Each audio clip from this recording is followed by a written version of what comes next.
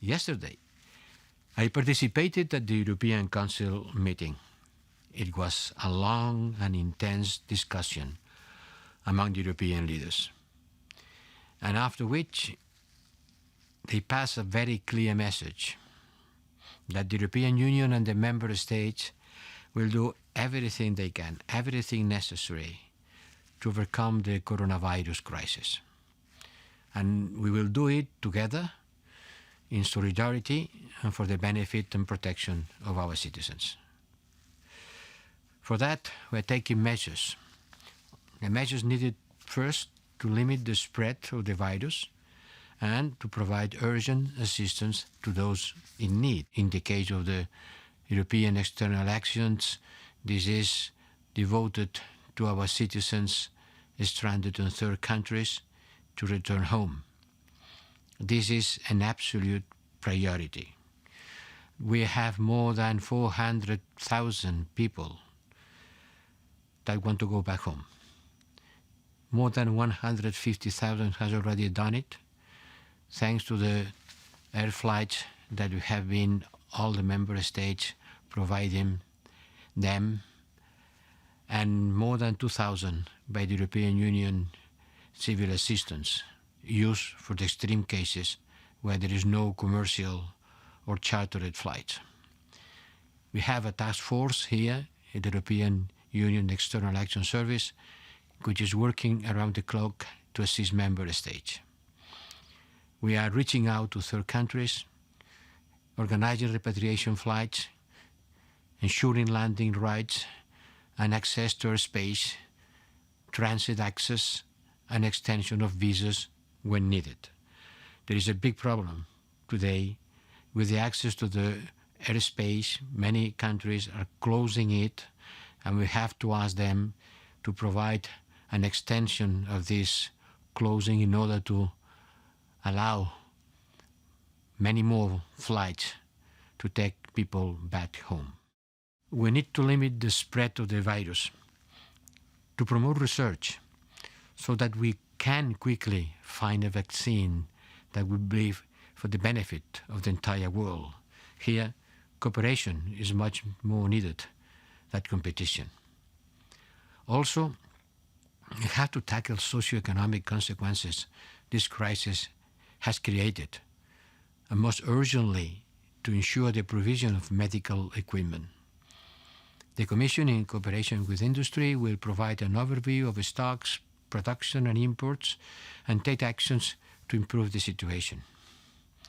We will also actively pursue its joint procurement initiative and increase the initial budget of the strategic European Union stockpile of medical equipment, especially for intensive care, vaccines and therapeutics. In parallel, also member states are supporting each other. For example, France, Germany and Austria together are sending 3.5 million masks and 800,000 protection dresses to Italy.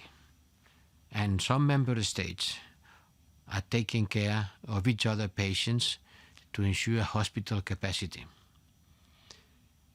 For course, solidarity and support to our partners around the world is welcome, because solidarity and international cooperation are at the heart of a collective success. We will continue working hand in hand with our partners around the world to this end. In Europe, we are very grateful for all genuine offers of help, coming from partner countries from all the world or from the private sector, whether in the provision of masks or other medical equipment. What is important is that the people in need receive the necessary help. We are promoting coordination in multilateral fora, in the G7 and in the G20, working with the United Nations and its agencies, the Red Cross. We have mobilized 300 million euros to support partners in combating the virus around the world, channeling this help through the World Health Organization, for example, at the Institut Pasteur in Dakar. We are looking in particular at Africa, because we want to underline that we will not forget about our sister continent when addressing this global pandemic. We cannot look only to the problems in Europe, because the problems in other regions will be, sooner or later, also our own problems. That's why we must act collectively at the global level. We are playing a role, the European Union is playing a role in doing everything possible to tackle this crisis and its consequences. It's now that we have to demonstrate that European and global solidarity really means. Solidarity cannot be just a word that we use without any kind of commitment. Solidarity has to be proof on facts. President von der Leyen rightly said that history is looking at us and that Europe needs to act with one big heart rather than 27 different ones. Globally, these unprecedented events call for an unprecedented international action to master this crisis that we are going to face and win jointly.